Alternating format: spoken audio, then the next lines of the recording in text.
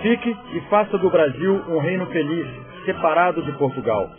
Independência ou morte! Independência ou morte!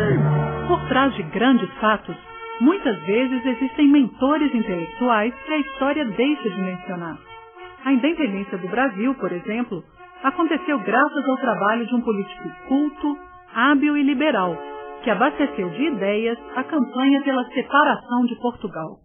Esse mentor foi José Bonifácio de Andrada e Silva, um dos homens públicos mais importantes do Império e um dos principais líderes da independência do Brasil. Ele apoiou Dom Pedro I desde o início de seu governo. Ele nasceu em 1763, na cidade de Santos, e aos 20 anos de idade foi estudar em Portugal. Formou-se em Direito, Filosofia e Mineralogia pela Universidade de Coimbra. Só retornou ao Brasil 36 anos depois, com o objetivo de descansar e de fugir da vida pública. Mas não conseguiu realizar sua vontade. Foi convencido pelos irmãos a disputar as eleições pela província de São Paulo. Tornou-se líder político e se elegeu para a bancada brasileira nas Cortes Constitucionais de Lisboa. Naquele momento, iniciou sua participação no processo de independência. Tornou-se ainda grão-mestre da Loja do Grande Oriente da Maçonaria e foi destituído por não ceder à pressão dos levantes pela independência. Ele achava que as iniciativas deveriam partir do governo. Fundou então o Apostolado, organização nos moldes da própria maçonaria, com a finalidade específica de promover a independência do Brasil. Por conta das ideias políticas de José Bonifácio, ele acaba se aproximando de Dom Pedro I. Por quê? José Bonifácio ele era um monarquista constitucional e defendia as ideias liberais. E isso agradava bastante Dom Pedro, que lhe deu um cargo no ministério.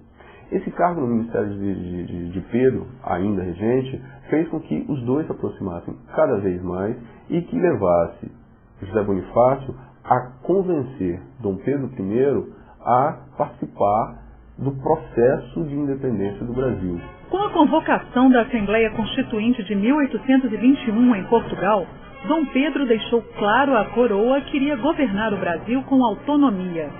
Começou a repelir certas exigências dos colonizadores, como a de retornar imediatamente a Portugal. E aí que desponta a figura de José Bonifácio. Ele, como participante da Junta de São Paulo em relação às cortes portuguesas, ele consegue coordenar os deputados paulistas e faz com que esses deputados paulistas entrem em acordo com outros deputados de outras províncias brasileiras e passem então a visualizar a possibilidade de tornar o Brasil independente. Os brasileiros passaram então a demonstrar apoio ao regente para que ele ficasse no reino e assim pudesse desenvolver o projeto de autonomia e de independência do Brasil.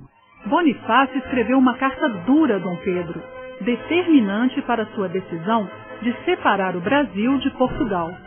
Nela, o patrono alertou que a revolução já estava armada e que, caso o príncipe partisse do país, iria ocorrer um banho de sangue.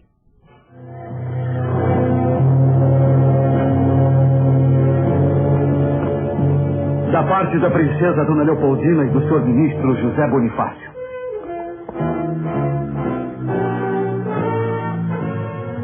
De Portugal, nada mais temos a esperar, senão escravidão e horrores. Decida-se Vossa Alteza o quanto antes. O desligamento de Portugal manteve a ordem e a unidade nacional, assim como o patrono idealizou. Ele queria um Brasil moderno e civilizado.